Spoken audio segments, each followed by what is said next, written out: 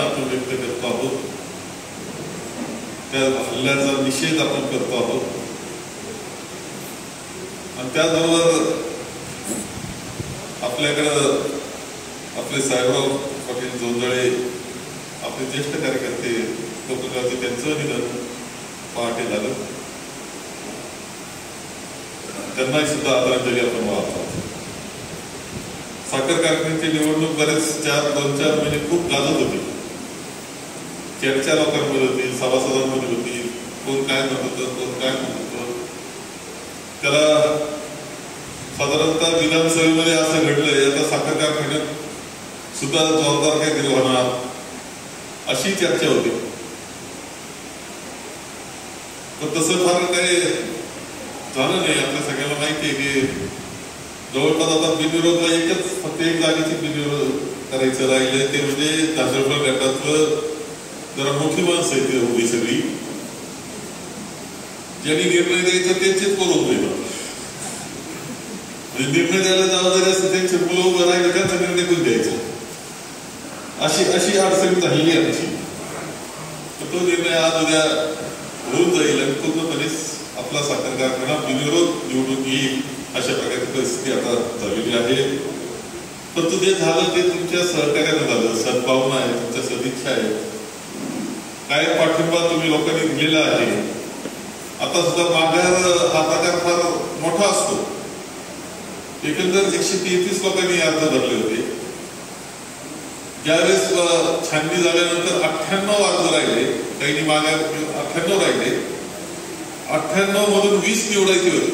एकच जागा पहिली बिनविरोध झाली होती, 20 निवडायचे होते.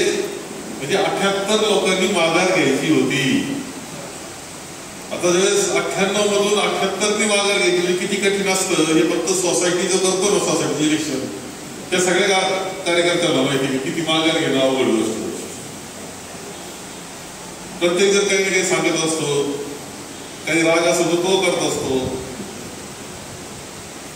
काही जुनं घडलं असं ते सांगतो, कधी सांगतात 25 वर्षापूर्वी म्हणजे तुम्ही माझ्या भाग नाही केला असं म्हणू शकतोय का. आणि काही मनमोकळे असतात, ते म्हणतात ठीक आहे तुमचा निर्णय असेल तो मान्य आहे, तुम्ही ह्या निर्णय आम्ही मान्य करतो. भास्कर सारखे कार्यकर्ते असताना ठीक आहे तुमचा निर्णय ना, आमचं काही म्हणणं झालं, आम्ही आग्रह करायचा केला, तुमचा निर्णय तुम्ही केला ना, झालं ना, आम्ही केला होता, शेवटी कुठेतरी एकच निवडायचा तुम्ही निवडला, विषय संपला असं म्हणणारे सुद्धा कार्यकर्ते असतात. लक्षात असं आलं की 78 पैकी 65 विड्रॉल 16 तारखेला झालं. म्हणजे केवढा मोठा आधार, सगळ्या माघार घेणाऱ्यांनी मोठा आधार दिला असं म्हणतो अवघड ठरत नाही. मग थोडस काही चर्चा करून करायची होती म्हणून ते थांबले होते. पण आता 2-4 थांबलेले निर्णय आपण त्यांना करायला सांगितला म्हणून थांबले. बाकी खूप चांगल्या पद्धतीनं आणि लोकशाही मार्गाने म्हणजे मंजूळ विड्रॉल होते, सह्या अगोदरच घेतलेल्या होत्या, पण मी परस्पर कोणाचाही विड्रॉल दिला नाही. तुमच्या मनानं जा, तुम्ही द्या. एकही देणं शक्य होतं का, एकही तसं केलं नाही. तुम्ही जायचं, तुम्ही द्यायचं. पण सगळ्यांनी खूप पाठिंबा दिला. आज सत्कार माघारीच्या कार्यकर्त्याचा सत्कार करायचा होता, पण आपण हात पुढे टाळतो आहोत म्हणून तो करत नाही.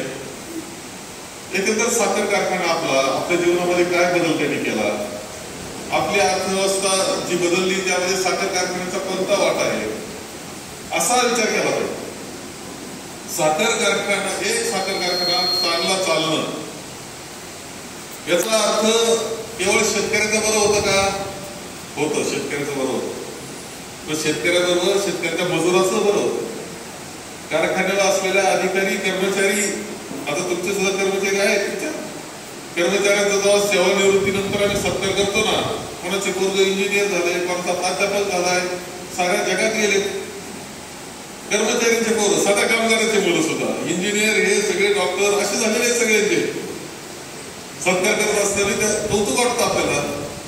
परंतु ते का झालं तर हे साखर कारखाना होता, तिथं तुम्हाला काम होतं, त्याबरोबर इंजिनिअरिंग कॉलेज, ही कॉलेजेस सगळे, याचा परिणाम तुम्हाला संधी मिळाली आणि तुमचा जीवनाचं कायम चांगलं झालं. तुमच्या कुटुंब पुढे निघून गेलं, पण मूळ मात्र त्याचं सहकार होता, साखर कारखाना होता, हे विसरून चालणार नाही.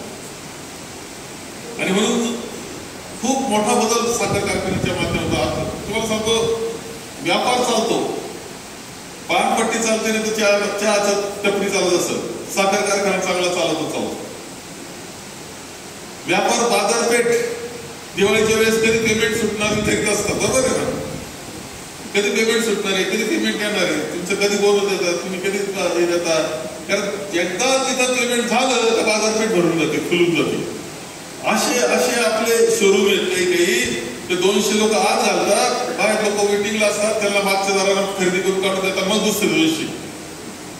ही समृद्धी कशातून आली, कुठून आला पैसा, कुठून ही अर्थव्यवस्था कशी निर्माण झाली. ही अर्थव्यवस्था सगळीकडे आहे का, इतकं चांगलं समृद्धी कुठं आहे. तेव्हा 4-2 प्रश्न राहतातच शिल्लक, कोणाचे संपत नाही. पण तू जे मिळालं ते मान्य केलं पाहिजे आणि त्याच्यातून सहकारातून आपल्याला मिळालं. तीर्थरूप भाऊसाहेबांनी दादांनी जो पाया घालून दिला, जी शिस्त घालून दिली, त्या शिस्तीने आपण चालत राहिलो आणि त्याच्यात वाटचाल आतापर्यंत, आता बाबा ओळखपर्यंत आपण पाहतो की जे जे आले त्यांनी सगळ्यांनी ती पुढे नेण्याचा प्रयत्न केला आणि त्याच्यातून आपण एक व्यवस्थित पातळीला आलेलो आहे. आणि मग हे टिकलं पाहिजे का, जर चांगलं चाललं असेल तर ते टिकलं पाहिजे. आणि हा विचार आपला नाही, म्हणजे आमचा नाही, तुमचा सुद्धा असला पाहिजे, तर ते टिकलं पाहिजे. तीर्थरूप दादांचं भाऊसाहेबांचं काय म्हणणं असेल तरी तुम्ही जा सभासदांशी बोला, त्यांचे प्रश्न समजून घ्या.